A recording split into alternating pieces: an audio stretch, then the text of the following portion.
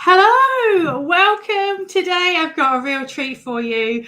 We are going to be looking a bit more at Canva and how you can create designs that look awesome. So you go from absolutely crap to beautifully creative and consistent. And I've got Marie-Louise waiting in the wings to share more. So stay tuned.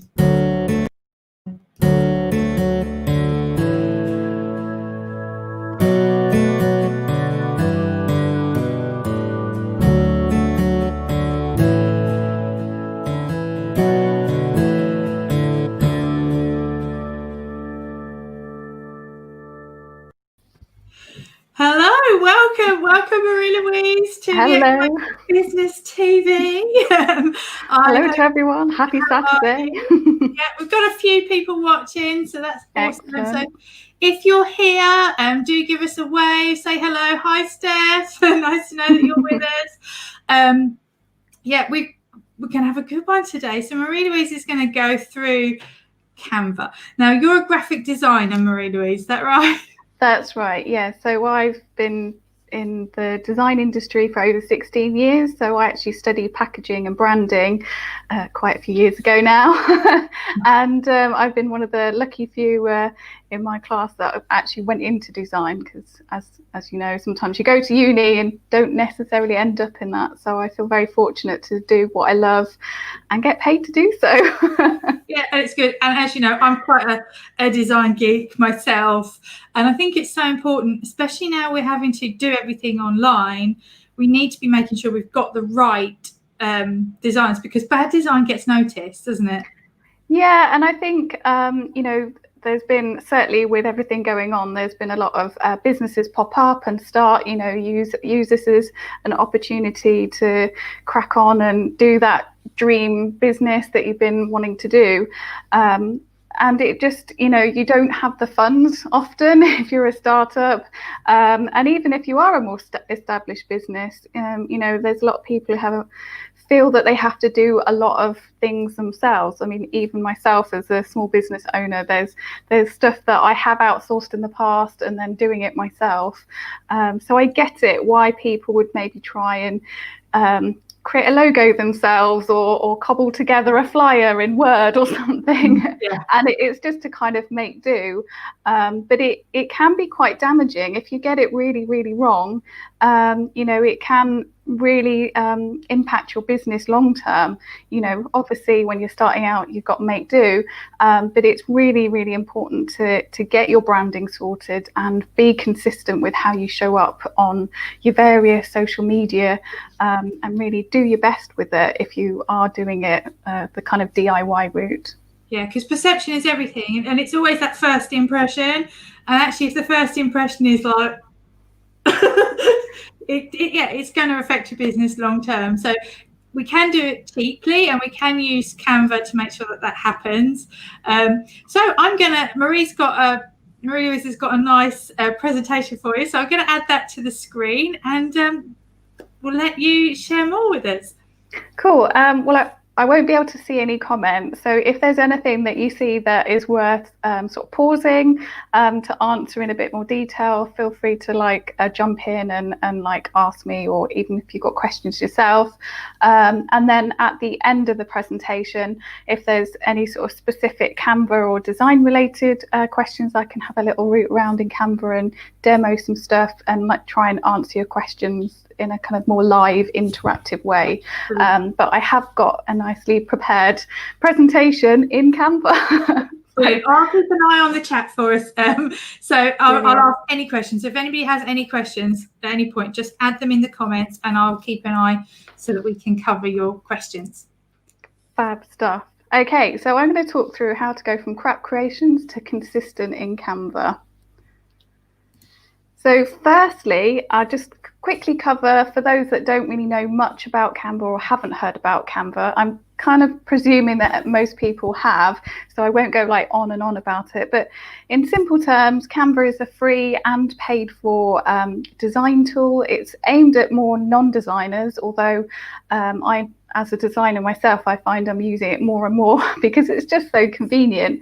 There's loads of really well designed templates to get you started, from anything from business cards, presentations, you can even create logos.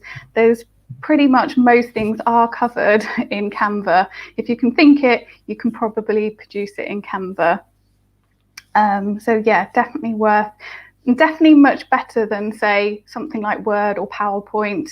And there's a lot of resources within Canva, like images and elements and illustrations and stuff, that just makes the whole process a lot easier as well.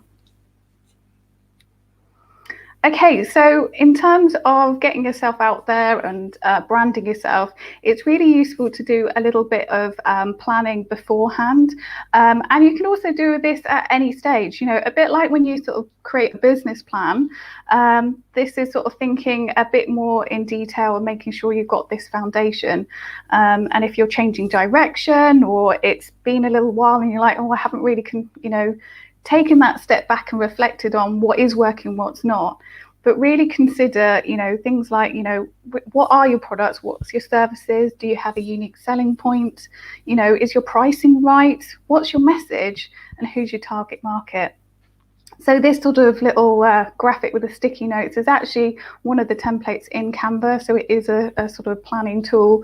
So if you want to make it all nice, and you can use a sort of cloud-based Canva, because it saves everything, that it can be a kind of living, breathing, well, not breathing, but a document that you keep updated. It should be something that you go back to and kind of check, are things still up to date? Because, things move on, things evolve over time. So something that you really need to consider is your target market, and to really get to grips of who your target market is. And you can have more than one. So I've got a few and there are some overlaps, but really consider, so this is sort of more in line if you are a business selling to a customer, a consumer. So you would really want to kind of get in their mind of, what books do they read? What age are they? Are they male, female? Do they have a family? But out of all of these things, whether it's business to business or business to consumer, you want to be really clear about what the challenges that your customer faces and what are the pain points. And the clearer you can be as a sort of example, you can name them and, put together a sort of like a mood board almost, of quite visual as well as sort of the text answering these questions. It means that when it comes to making decisions about the colours that you use in your branding, the fonts and the templates that you pick to create your your social media post will be impacted by considering who you're aiming to, because you want to have that in mind. Yeah, that matters so much, doesn't it? And I do a lot on getting the client avatar right, and it just goes to show that it's not just for sales and marketing, but it's also about branding and colours. Yeah, colours really matter, don't they? They really do. Absolutely. And do you like my little avatar thing? Yeah. I created that myself in Canva. I was like, oh, let's have a look at like the avatar film. It's just like, hopefully nobody's aiming for somebody that looks like that. No, it's just a little joke about avatar. I couldn't help myself. Cool. Okay, so one key thing, if you do nothing else, please do this if you haven't done so already. So this is an option, whether you've got the free Canva or the Pro. So there are more options if you've got the Pro version of Canva. So here you've got the brand kit. You can see it on your kind of main, it's just one of the buttons on the side when you're on your main dashboard.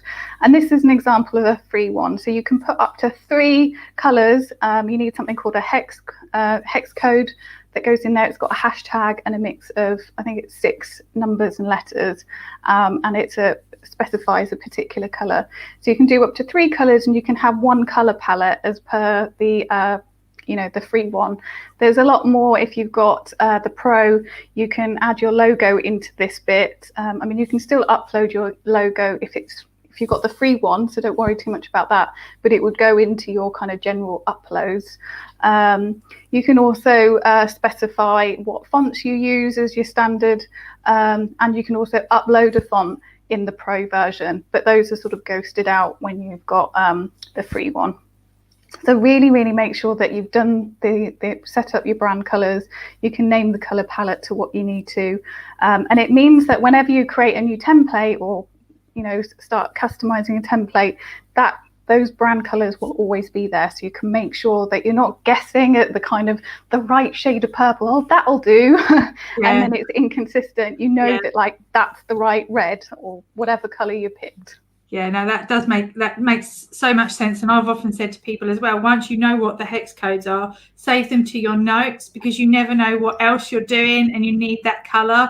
So yeah, keep a note of them in your branding, in your notes section on your computer or your phone or whatever, because it makes sense. Yeah, like I did a lot of website audits, and I said to people, but the blue is different color blue to that, different color blue to that, and my brain is going, too many different shades.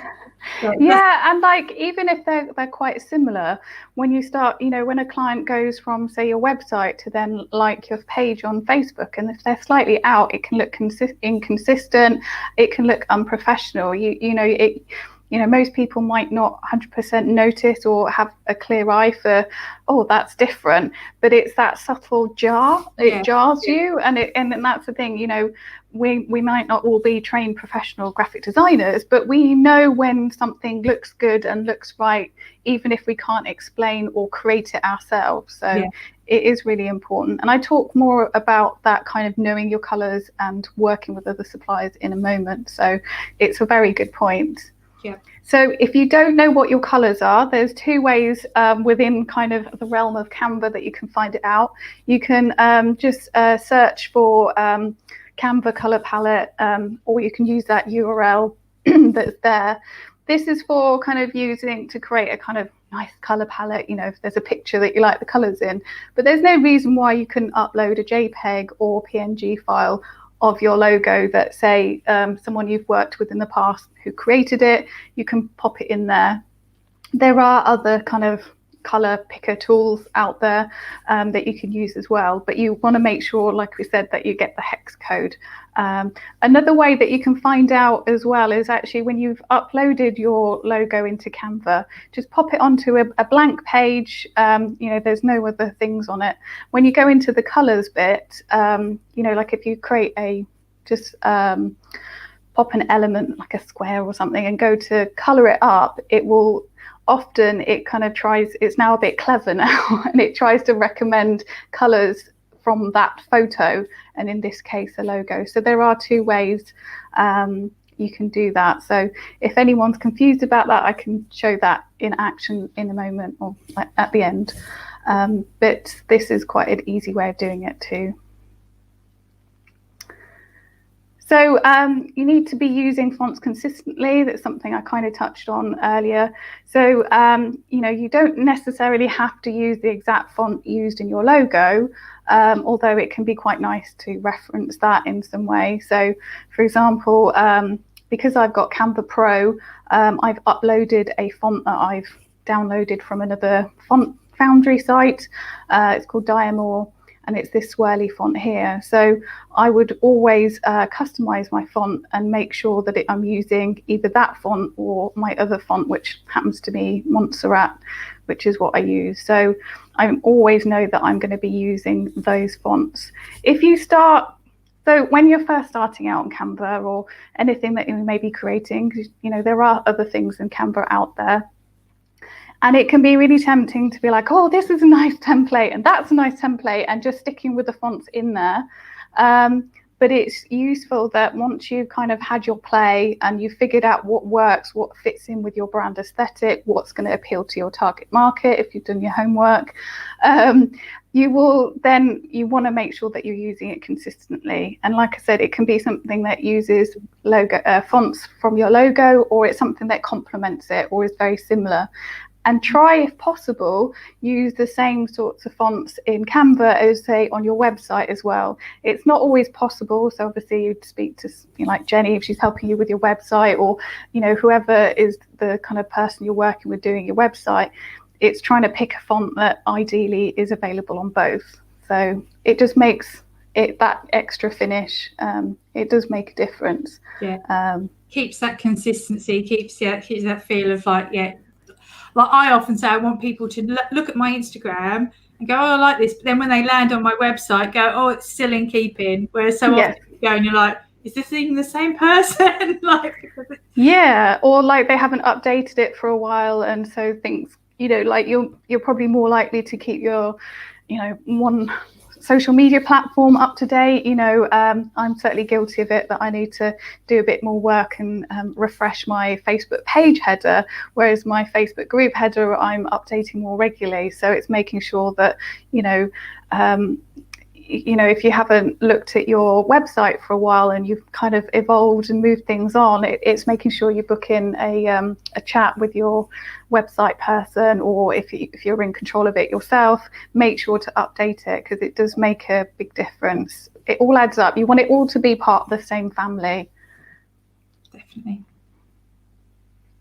Okay, so in terms of helping designer and supplier out, you can create something, I just call it a logo overview, and it's kind of like a mini one-stop shop for like a one-page brand guidelines. Brand guidelines can be a lot more in-depth, which I'll talk about in a minute, but if nothing else, if you just sort of create just get a blank page, it can be presentation size, or you can set it to being A4, it doesn't really matter, but you can put your logo, and if it's got different formats and sizes and styles, put it all on one page. Have your colours sort of listed there, so the hex code, so you've got that there, and also some examples of the fonts that you choose to use in Canva, so your brand, the fonts that you're going to be using. So you can then save this as a PDF or PNG, and you can give it to Jenny or whoever you're working with, and if they're not then following the colours and fonts that you've specified there, then you can call them up on it. It's about, as a small business owner, you've got to be your brand guardian. You can't assume that even if you work with the designer, that they understand, branding. It depends on the individual, like what their knowledge is, and what they're like, and what kind of brief you give them. So if you don't tell someone that you're working with that you actually have got colours specified, and these are the fonts that you use, they're just going to pick what they like or what they think will go with it, based on close and similar. But yeah, it's so much easier if you know. And it wastes time as well. I've had it where I've tried to figure out the font, and there are some ways in some cases where you can easily extract and go, oh, okay, it's that font, and make sure it's consistent. But not everyone will do that kind of digging and detective work to figure it out. So this is a really good reference for yourself, like Jenny was saying earlier, having your hex codes. But if you had this as a PNG, or just as a file saved on your phone that you favorite and you've always got to hand, you can very easily message it to someone. You can give it to someone who's doing your social media. Yeah, and so they only need codes and names, and they're good to go half the time, aren't they? Because exactly. most designers will go, okay, brilliant, that's fabulous, I can work with that. Whereas when you've got nothing to work off, it's so hard. Hard. And it's here all in one place. So these are just as a shout out, these are some logos that I created earlier this year, and I think a bit into last year and this year. So just thought, I'm still really proud of them. Good. Okay, so if you want to go one step further, you can actually create some brand guidelines. So there are some templates on Canva, so you can just sort of search for it and just sort of pick which sort of style of template suits your aesthetic and that you like the look of, and just work your way through it like almost sort of doing some homework. It is sort of a document, so you can fill in. There are various prompts of sort of put your logo here, and fonts, colors, etc. Some of them will go into more depth of things like what's your aims and objectives, what's your mission statement, who you're trying to help. You can also put like a library of images there, and I'll talk about that in a minute as well. But it's useful to sort of have anything relating to your brand all in one document like this, and keep it updated as well. You could put screen grabs of your various social media pages. What does your business card look like, and have it in there so you can see quite quickly what's not fitting in and part of the same family. Okay, so something else that you can do to sort of add a kind of bit of a brand aesthetic is using the filters, image filters in Canva. So, you know, we associate filters in particular with Instagram. I'm a bit lazy when it comes to filters. I use them on some projects and some things that I do. But if you are, particularly, I guess, if you are on Instagram or you want to take your images to the next level, using the filters are a really good tool, and they're very quick and easy to add. So and again, it's just that I'd say it's more of a cherry on top. So I'm not saying you have to use a filter, but it can really make your designers have that extra kind of look and feel about it. So this is an example of some image filters in action. So you can see we've got this image here with no filter. We've got the same, it's all the same image as you can see. So this has got peony, so it's quite bright and pink. You've got the blues, which is kind of a bit muted, moody, kind of blue tones in there. Afterglow, which is sort of kind of bright, kind of highlights, as it were. There's duotone, which is actually an effect, so it's slightly different, but it's basically like a two-tone look, and there are other colors available, and there are also a couple of black and white options as well. So again, it's considering who are you trying to appeal to, what represents your brand. Black and white can be used in a very contemporary way, it can be used very classic, and again, it depends on what sort of fits you and what you're trying to do. Okay, so this is all about kind of considering the images that you use. So there is lots of images that you can access within Canva, but also go one step further of don't just go, okay, I need this image and just pick the first one. So for example, the one on the right, which is cozy coffee, or what I think represents cozy coffee. So if you are, say, someone in health and well-being, and or you're wanting to, you've got a very sort of female-based audience and want to appeal to that, and you want to be making it clear that take time out for yourself, and it's all very cozy and stuff like that. It's very feminine with the pink tones in there, etc. Versus the one on the left, which is sort of more simple, it's more generic. I mean, that could be used in a brochure for a hotel or something, and that could range from anything from something quite high end or something more, express and budget friendly hotel. You've got, it could be a cafe, it could even be just sort of in the workplace, come and meet us for a coffee. We've got boardroom facilities, it could be quite, it doesn't really say a lot compared to the other one.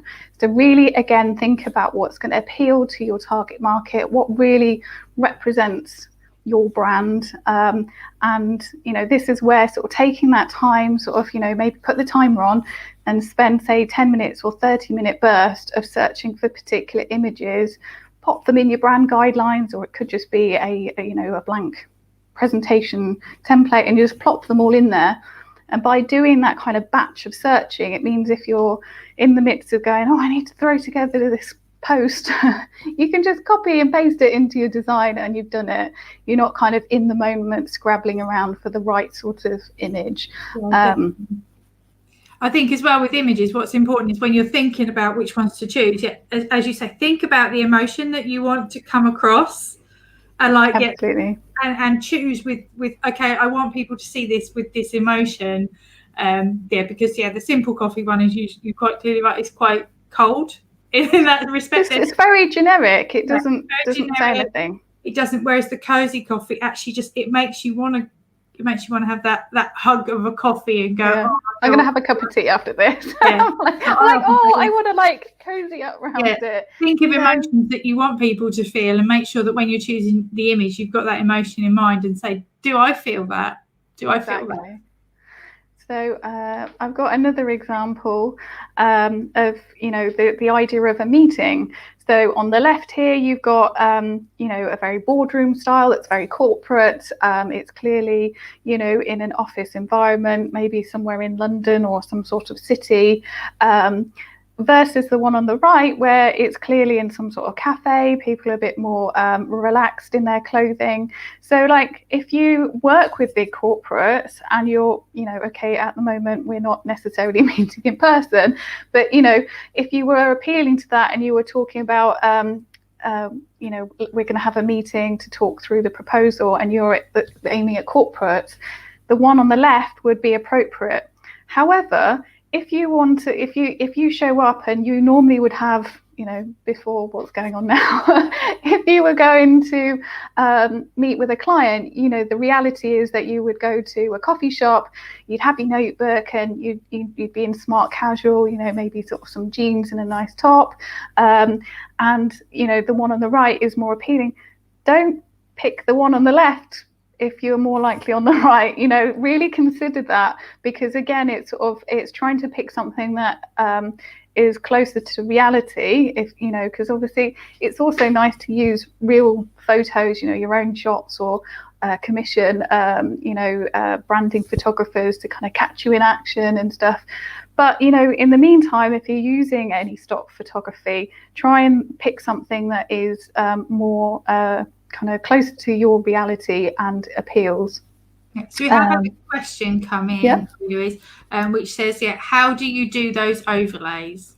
So I'm just going to talk about that. I can show it in action afterwards. But this is, so we've got, they're just basically, the square element. I've just, popped it on there and then resized it, and I've made it semi-transparent. So here we've got like a navy that is semi-transparent. Then you've got this one, it is actually a black and white filter that's in that kind of portion.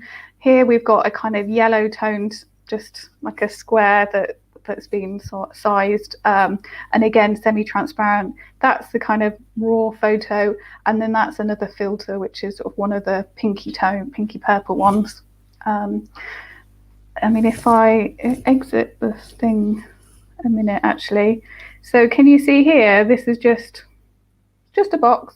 That's an element, so you would just use the square, and then you would go and make it semi-transparent to what you need. And you can change that to your brand colors. So say you've got pink tones, you can make him pink if you wanted to. So you would just toggle the transparency to the point that you feel sort of works. You can also use a combination of filters and that overlay to kind of get that kind of color that you want. So there's quite a lot that you can do with it. It also helps when you've got want to pop some image text over the top. Let's go back into presentation mode. I'm often very guilty of doing that, but with white, and then I just put white over the top. Yeah, you want to make sure that there's always consider like your contrast of the text on the background. So, if you're going to be putting some text on here, you'd want to pick an area where there's nothing too busy, or, using the kind of an overlay, the semi-transparent box is something that I use quite a lot, and it's a really good, easy way of not only colouring up your like say you've got a social media post, whether it's Instagram or whatever, and you want a kind of the image to take up most of the background with just a bit of text and maybe your logo, you could colour it up by using that overlay. Okay, so a lot of people are like, wow, I never knew this. So this is a favorite top tip of mine. So this is particularly good if you have got the free version of Canva. So if you go to photos, you've got certain ones that are accessible there. It's quite clear what are free and what are only available if you've got the pro. I think you can pay for individual photos, but it's my experience of that in the past was sort of a bit annoying. But if you're on a budget and you want more photos, if you go down here to where there's 3 dots and more, it kind of pulls out this additional tab, and you've got access to Pexels and Pixabay, which are 2 free photo libraries that are now integrated with Canva. Canva bought them out a few couple of years ago, whenever it was.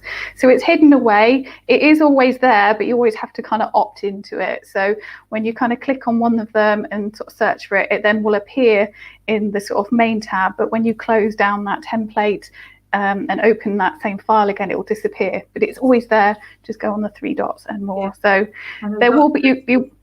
Sorry. Yeah, there's lots of extras as well, isn't there? Like you can connect to Facebook and Instagram, and you can share your designs straight over, can't you, now as well?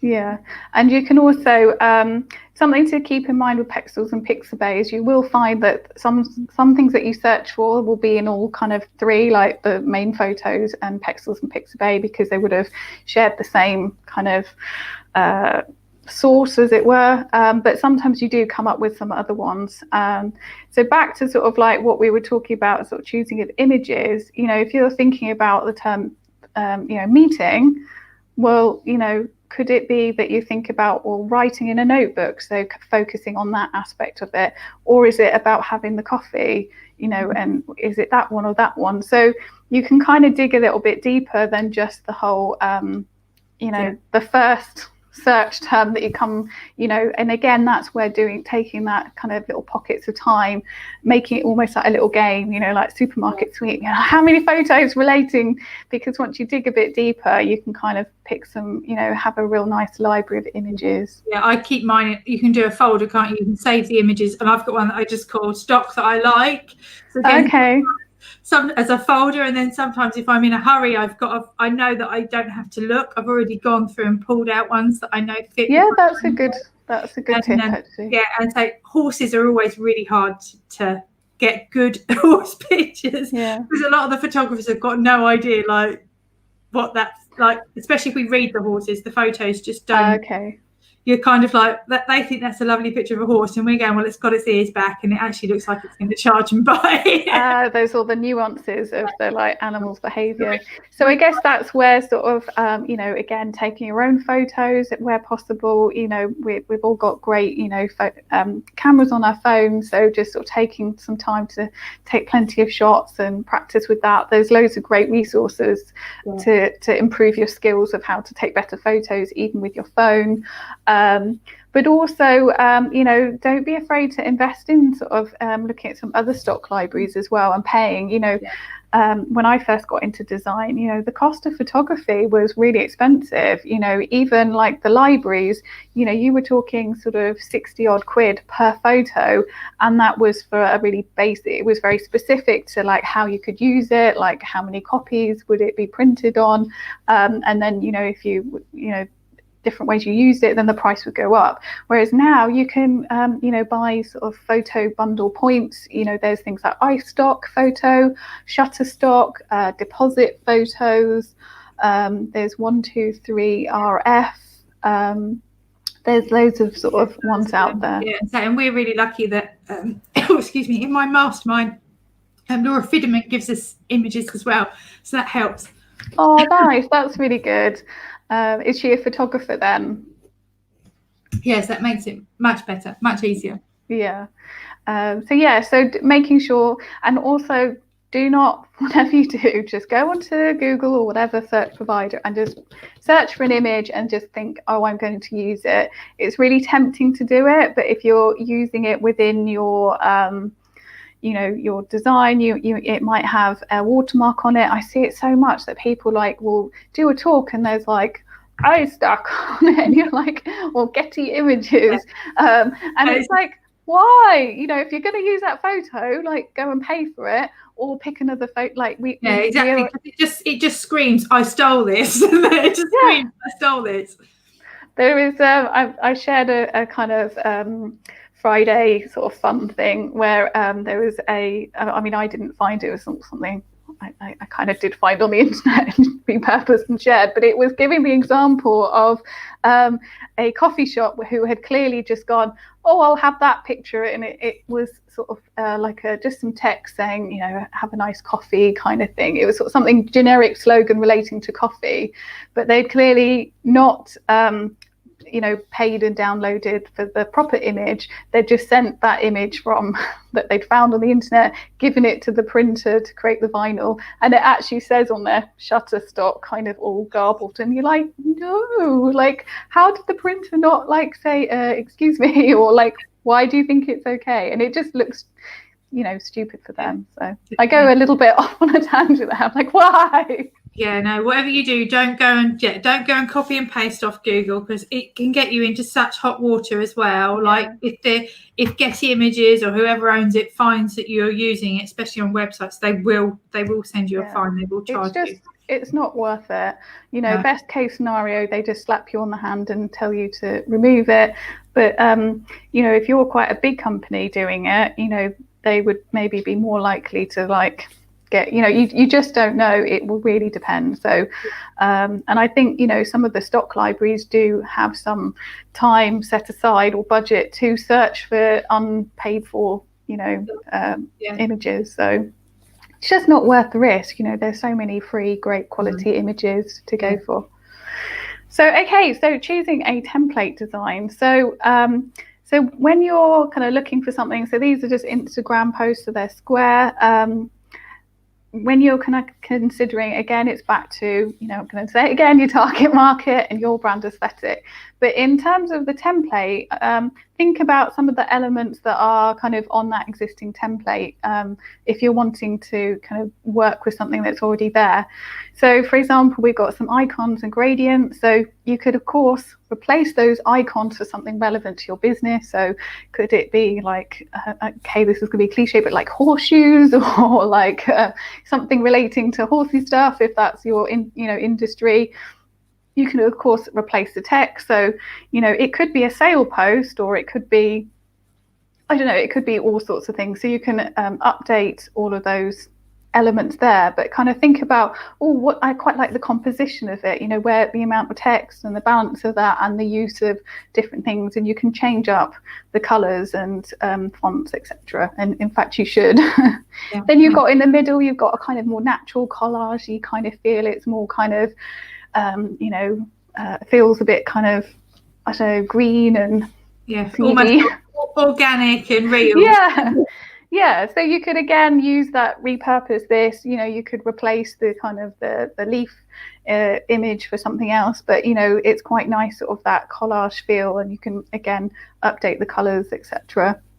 And then the one on the far right, you've got bright and bold. So although it says sale on there, you could put something else. It doesn't have to be, just because it's used for a sale post doesn't mean you have to use it for that. Again, you're customizing the text and stuff. But consider the use of, it's got quite a nice central photo. There's some bold colors. Again, you can kind of replace those colors as well, but there's there is a hierarchy there with the the text, and you can see all of them have got a clear focus in terms of what your eye goes to first. Like the icons and gradient one, I guess my eye is sort of to the icons probably first, and then choose empathy.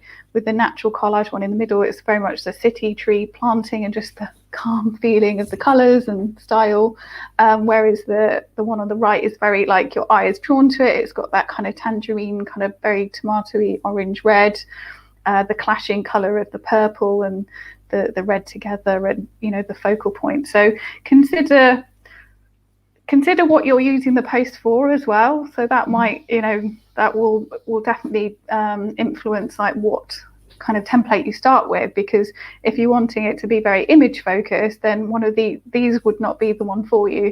But if you're wanting to talk about a new product or a service or an event or something like that, you could put that on there, or top tip, etc.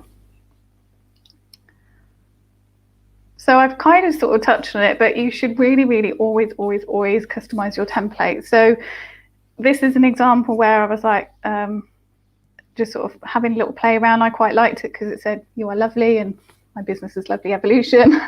And I quite liked it because I knew that I had my sort of swirly font here that was quite similar. I mean, you can obviously customize it to what your font is, even if you don't have a swirly font as part of your brand branding. I also updated this font to that. I know there's not a massive difference, to the untrained eye, but it's always important, even if you're like, oh, but that's close enough. No, change it. As soon as you open it up, make sure that you're changing the colours and fonts. Yeah, and as soon as you get it onto Instagram or something and you put your other one and that one side by side, it will stand out like a sore thumb. And most people, as you said before, they won't have the eye to go, I can't quite, but their brain will be going, something's different. And you don't want that. You don't want that. And the reason why you want to be always customizing your colors and the fonts, and you could also add a logo on there as well, or the icon, or something that kind of ties into your logo.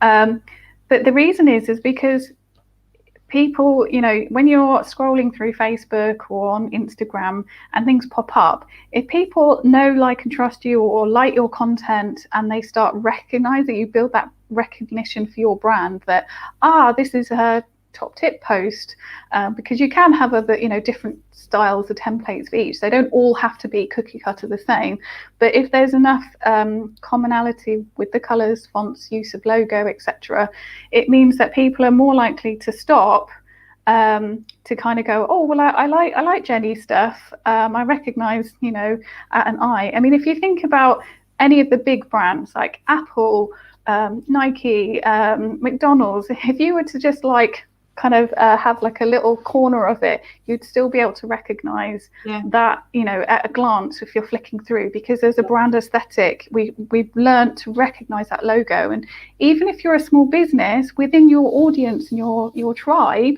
you can totally build that if you are consistent. So it's massively powerful, and it doesn't take much to kind of build that over time. It's like a habit almost. Just make sure you do that. Yeah, it'll be massive for building know, like, and trust. Yeah, so you almost want people to scroll and go, I know that's that person, without even having to read on or see anything. And again, if they like you, they then react and they stop and they go, oh, that's Jenny. And I often say this with a lot of the photographers that I work with. I know all of their styles so well that I can scroll through and I know exactly who it is. If you covered up all the names, I would know, because they've got a style and they're consistent with it. It really does make a difference. Absolutely. So really take that time. It doesn't take long to, customize it. I guess something like a flyer template or a workbook or something where there's more pages, yes, that would be more effort, but really don't scrimp that process of doing that. So it kind of, we sort of covered that in a sense of that you're building up your templates, ideally over time, it's back to that thing of what I said, is that it should look like it's part of the same family. So, here is, I sort of work part-time at White Star. It's a digital agency. And so it's very like purples in the branding. So I set up some different templates. So we've got one here, which is a testimonial one. This one here, which says TikTok, and the branding one, those were where we were sharing links to articles other people had written. So I very deliberately didn't put the White Star logo on it because I didn't want to infer that we'd written that article, but I also wanted to be on brand. So I used the sort of purple overlays there. And the fonts I've always updated. So it means that, when that pops up, people are like, oh, it's some work done by White Star, and they might be more likely to stop and look. And this is a fun fact. Fun fact, clouds at the centre of the Milky Way smell of rum. Taste of strawberries and are packed with booze. There you go. Bonus. Nothing to do with Canva. But I've had a lot of fun doing those fun fact posts for White Star. Yeah. And they're all spacey related because that's part of the branding. So you can kind of, it does build over time, definitely. So here are some examples of stuff that I've created in Canva. So I've created some banners, roller banners. That was probably the maximum size that Canva allowed, so in terms of the width, and so I was just about able to make that. Created some flyers and sort of updated, did a sort of fast fix there. Created these logos here, and the that can be used on Facebook. So, there's a lot you can do with it. Absolutely. Yeah. Cool. So I'm just going to give you a couple of call to actions. One is, please join my Canva crew. So it's a lovely Canva crew is my free Facebook group. So I'm doing a lot more stepping up to sort of sharing sort of little videos. I've had the lovely Jenny Bush feature on to my audience. So we had a good chat, and you did a guest talk about comparing MailChimp and MailerLite, so that was really helpful. So you can post sort of stuff that you're working on in Canva. It doesn't have to be in Canva, if you're doing something in PowerPoint and want to get some design advice, but it is predominantly Canva focused in terms of like tips and features and stuff like that. So if you're working on something and you're like, I'm not sure, or you can't find something, there's a lot of people who are very active. So some people get there before I do, because I try to not be on social media all the time. So I've like gone, oh, someone's asked a question about this. Oh, I kind of don't really need to answer that because someone else has. I'm like, oh, there we go. So please, you're very welcome to join. I do a free Q&A call each month. So the next one is Wednesday next week. That's coming up, and we're going to be talking about Canva and printing. So stuff that is, printed items like flyers, business cards, that kind of thing, making sure you are setting up your Canva stuff correctly for print. And I've got a guest expert who is really passionate about print. And of course, we can work one-to-one as well. Got various one-to-one. I've also got some free ones where if you just want to pick brains for 20 minutes. So I'm really happy to sort of have a chat with you guys if you'd like to. I'm here to help with it in some tough times, and sometimes just getting sort of another person's perspective who knows what they're talking about can be really reassuring, or give you some fresh ideas. And as well, sometimes it's just the smallest tweaks that you need to make something go from looking absolutely to amazing, like reducing the amount of text on a graphic, or actually taking it away from the edges. That's one of the things that drives me mad, is when people bunch everything. It's like spaces and distance, or they're like, it's all the same size. So like for example on here, I really wanted to make my sort of lovely Canva Circle logo really big, because that's what I want people to see. I've got a very nice branded photo of myself there, but there is like, I haven't made the text all the same size. I've tried to, and I haven't tried to put everything on this slide either, because I could put everything on there about this program, but like, who's going to sit there and read it? It's the same if you're doing a presentation for someone, or doing a little video. You want to get sort of some of the points, or even just again on social media, you don't want to have like everything, all the text that you put in your post text in the graphic. I see that quite a lot, and you're like, no, people aren't going to do it. You want to grab people's eyes. You've got like a couple of seconds to kind of grab someone's attention, so don't waste it with like cramming it with all sorts of, people can't read it, it's too much, and especially when it's small, it's just too much. Exactly. So the lovely Canva Circle, just quickly talk about it, because it's very new and just launched it. It's a 3-month program. So I am looking for virtual assistants and like business owners who love being creative and being in control of their branding and marketing. So this is a quite, I guess, intensive in that there's weekly sessions with a little bit of training. You've also got access to a year's worth of library of Canva design sort of specific training.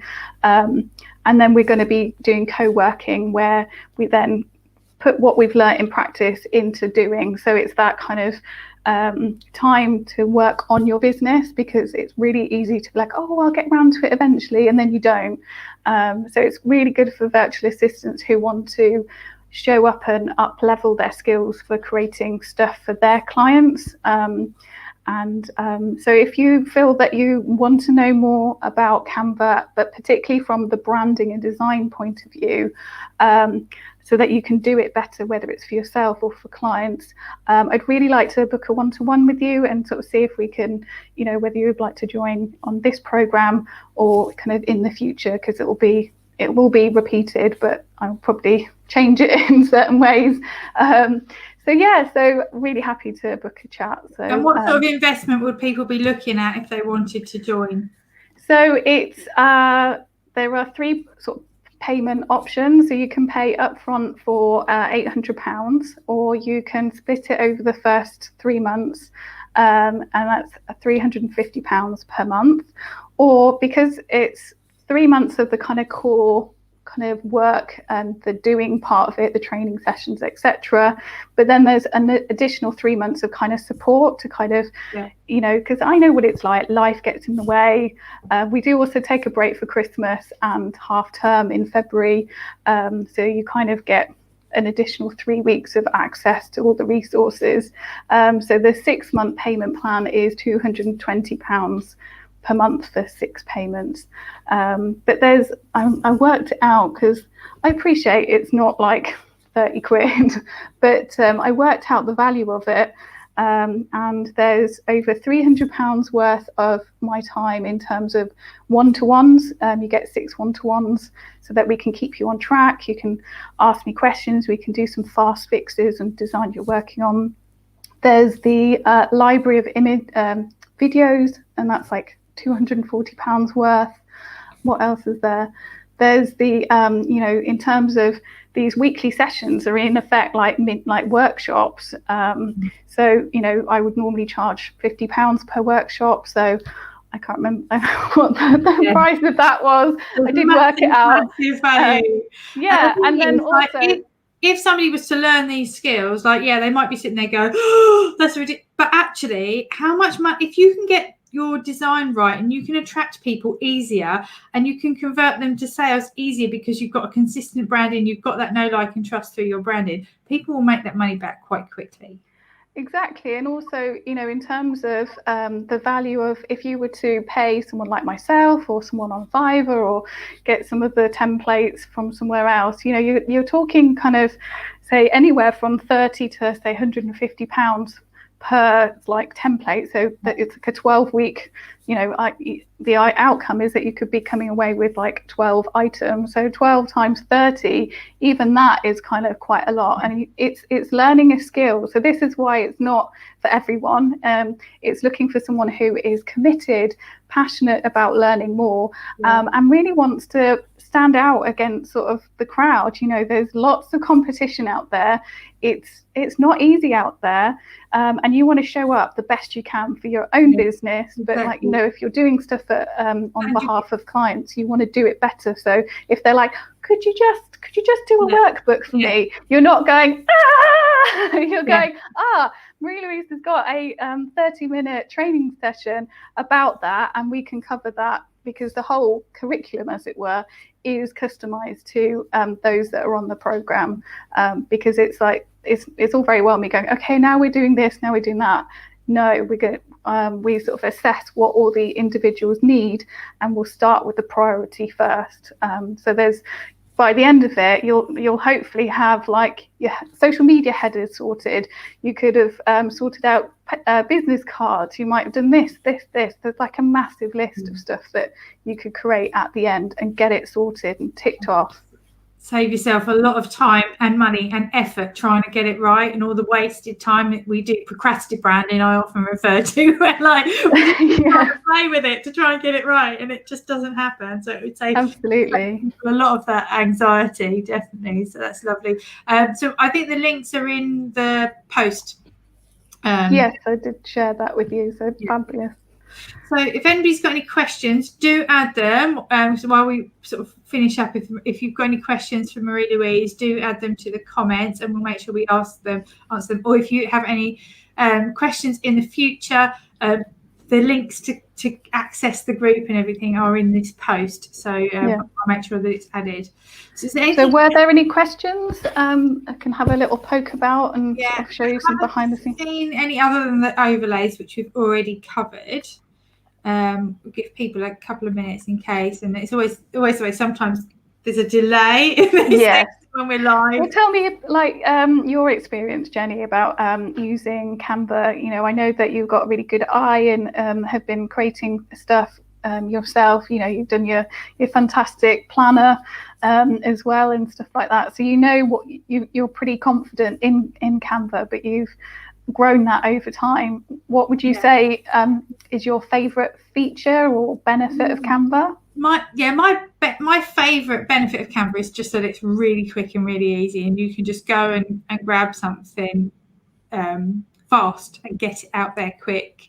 So I will often say to people, get some templates done. Like when you're sitting working to do some templates, do a whole load at once, so you've got them ready sides. Then you're not creating new. So I've got a few. So I've got a template for my video, so my thumbnails for all my training, so they follow a particular style. I've got a thumbnail for kind of interviews. You'll be on there somewhere if I scroll. It was a little while ago now. Yeah. Where are you? There you are. But yeah, and I've got, I've used it for like MailChimp headers. I've thrown together, here's my little brand guidelines. So that's really useful for me to be like, what's my hex code for this again? And like, to do something in my mailing thing, and having it there. I had a little play about creating my lovely Canva Circle logo. So I just threw that together.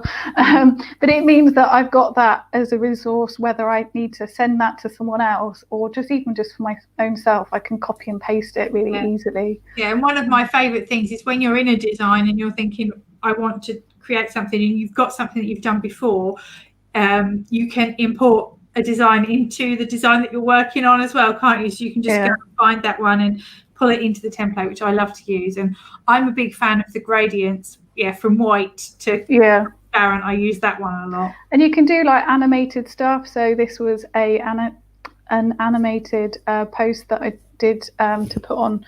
I think I've mainly used it. I just used it on LinkedIn. I can't remember if I managed to get around to sharing it everywhere else. But if I press play, you can see that I've just used some of Canva's stock video library and put it in and had a little play to sort of make it look a bit snazzy, that maybe would appeal, that I'm speaking directly to virtual assistants. You can add music to it, but it's quite simple and does the job. And that would probably have taken me a lot longer using sort of one of the kind of more pro software like Adobe Premiere, whatever it is, with all the various I've had to get because I do have Adobe software, which is a sort of go-to for design software, and it's great for creating bespoke logos and stuff like that. And I was trying to use the video thing, and I was like, no, I can't do it too much. I've just about got my handle on iMovie, and I'm like, okay, I found some cool features in that, like speeding videos up. So I've done sort of. I was quite pleased about, let's see where this, to sort of show off a bit, mainly because it was quite a new thing where I was like, oh, I can do that. I've done like inserting videos. So that's a video of me talking and I've sort of put it together. There was a particular video, I think I called it show reel. No, I want my ones. Where's my design? This is show reel all as one word. There we go. Oh, there's someone at the door. Oh no. I normally get this. I had my ironing delivered once in the middle. Did you want to get it, Marie-Louise? And I'll be back. I will talk through some of the questions because I'm sure that I can help with some of them. Okay, right. So somebody asked, how do we do a gradient? How do you gradient a background color? So the way I would do this is I would have a color, and then along the side, see where you can see along the side of this, there's an element. Click on there and you can choose gradients.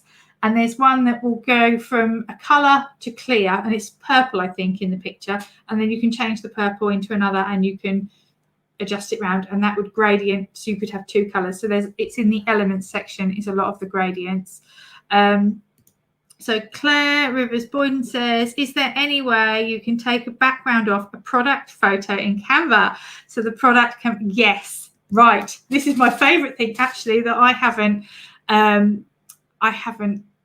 covered today, but I think it's only in the paid version. It might be in the free one, but I think it's only in the paid version. But you have the photo and you bring it up, and then from there you can go to effects, which is along the top bar. I'll see if Marie-Louise, when she gets back from the door, will be able to show you in detail. But along the top bar, there's the effects options, and in there is background remover. So you click on that, and then Canva will work a way to take the background off. If it's missed some bits, Claire, so if it's missed some bits to take the background off, you can go to, there's like an edit tool where you can restore parts of the background. So Marie-Louise, Claire was asking about taking the backgrounds off. I don't know if you want to show how that happens. Let's go and just get a blank thing. I love this. I love that we've added this feature, because I used to do it manually and have to cut round and then. Okay. So if you have a photo, I guess I'll just get that one. So you've got the, if I click on that, so you can remove, where is it? It's one of these ones. Effects. Effects. Yeah. So you can do that. But you've got the, you can do the kind of plus or minus if it's not picking up. I haven't actually used that bit because so far it's been good enough, you know, like it has actually picked up quite well. It's going to depend on your image. So this one is quite a good one to demo it, because it's not kind of on a plain background. There's quite a lot going on. So it didn't do too bad a job. Let's zoom in a bit. So like if we were to restore, so maybe we want to have some of them, the kind of the mat, so she's not just like floating along. So you can just bring that there. So, you know, it's not quite Photoshop, which is sort of a better, you know, photo editing tool. And I think there are some free ones out there that kind of do a similar thing. Like it's quite a solid line, which is a bit annoying. Whereas in Photoshop, I would do that kind of a bit softer. But again, if you're like, oh, I just need to chuck it, throw something together. I'll often do that. This is my trick. So I'll often do that, take the background off, and then I'll take that image, and behind that I'll put the original image, and I'll make it faded, or I'll make it transparent. It looks in the background, but it pops then without feeling. I always see. That's quite a good hack. It's a little bit like the way I sort of cheat doing a drop shadow. So if you've got an element, say this one, and you want it to have like appear like it's got a drop shadow, you just copy and paste it. And then if you make it either black, or it could be a darker color, often I use a sort of, I'll either use a navy if it's my branded stuff, or a black. It will depend on what the background is. You offset it and you make it semi-transparent, and then if you put it backward, so it's behind the element. So it's sort of, it's not perfect, but if you want to, so if we then kind of have that sort of sat over the image, you would then kind of decide how transparent that kind of shadow is on that kind of image. Because that's one of the things with Canva. Sometimes things look very, very 2D, don't they? There's not enough depth to, but they are adding in more effects. So absolutely, all the time with the text now, you can do like the drop shadow in text, and and you can do curved text now as well. I did in my lovely Canva crew, I did a little training yesterday just to show how you can do it and like where you might actually use that. So that's quite a good feature. People were having to do it quite manually in a very awkward way before.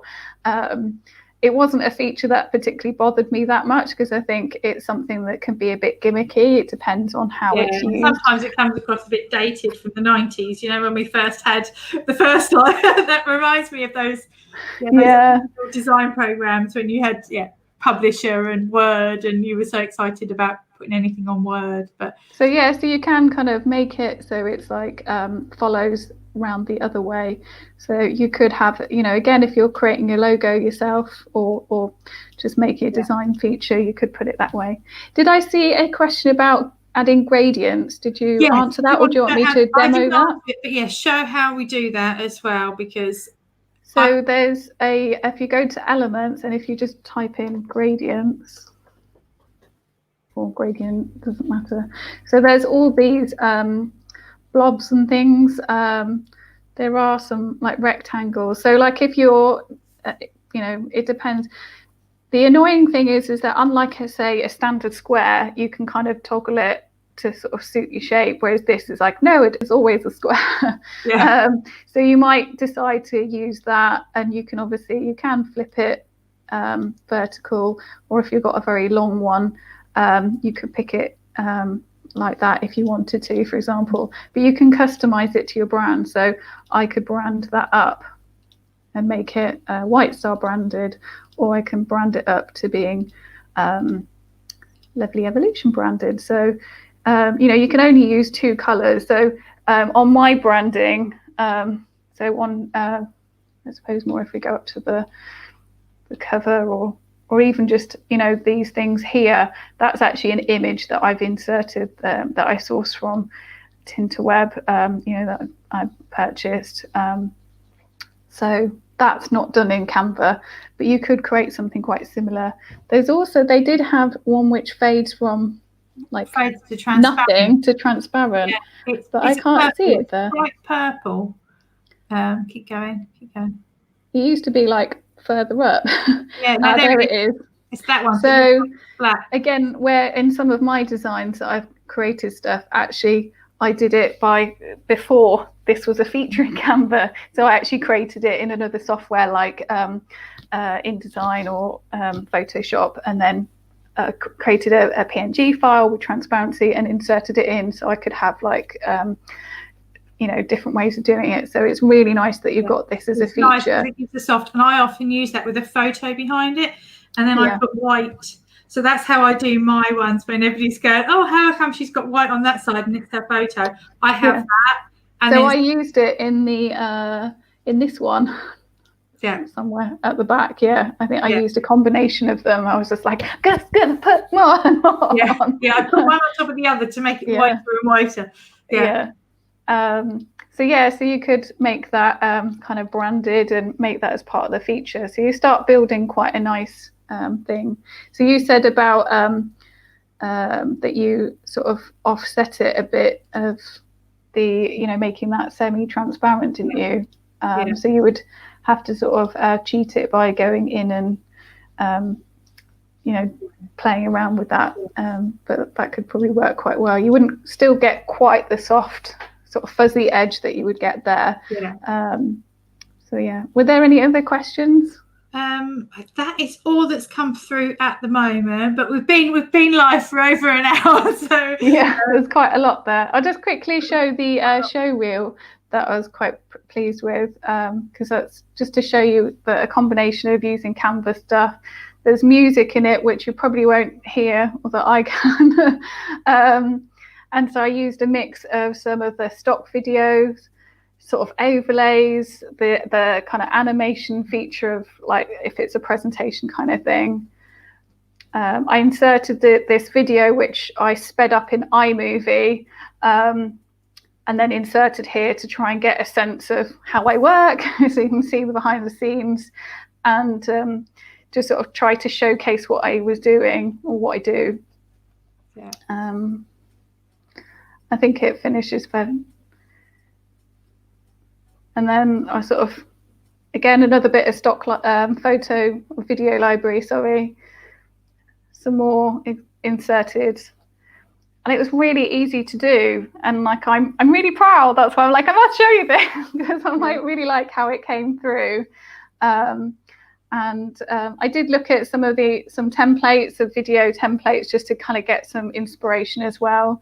I think that's pretty much it. And then I got a call to action at the end. So I'll close that because it was quite loud in my ear. Yeah. So that, like, you can very easily, again, it's like you could create a video that showcases. So look, at the beginning you had your kind of intro video. You could create something that's cropped together and brought together using Canva. You can overlay music and all sorts, you don't have to be this super duper like video editor. You can make something look sort of pretty decent. Yeah, really make things look professional in the right ways. And say good design goes unnoticed, but bad design is noticed for the wrong reasons. So it does make such a difference, doesn't it? So thank you so much for coming to join us today. You're very welcome. So if anybody wants to get hold of Marie-Louise, check out Lovely Evolution. I've put all the links in, but Marie's also tagged on this post, so you can ask her any questions. But thank you so much. It's been really good fun. I just love sharing what I know, and I think everyone can improve, and get some really great results out of Canva. And there is so much to cover that people beat themselves up a little bit because they're like, oh, I don't know what to do. It can get a bit overwhelmed as well because there is so much choice. And that's where sort of working with myself, whether it's just being in the free Facebook group or working together in any of the other ways we talked about, it's helpful to have like a real human being, not just sort of a very staid like American voice going and not really explain the behind the scenes, when you want to kind of go, no, how did you do that again? Do that again. There's no such thing as a stupid question in my mind. No, definitely. So thank you so much. And everybody says, thank you. It's been really useful. We've got to dash. And Susie says, thank you. But it's been lovely. And as always, it's always so nice to talk to you, Marie-Louise. And thank you.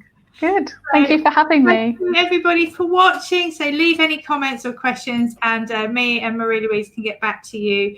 Lately, Claire says her evenings will never be the same.